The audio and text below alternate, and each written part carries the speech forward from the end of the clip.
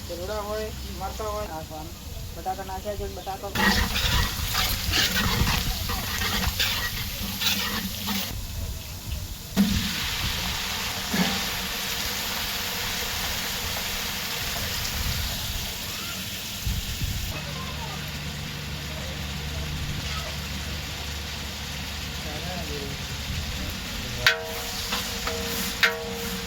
હા તો અમે નાખવું પડશે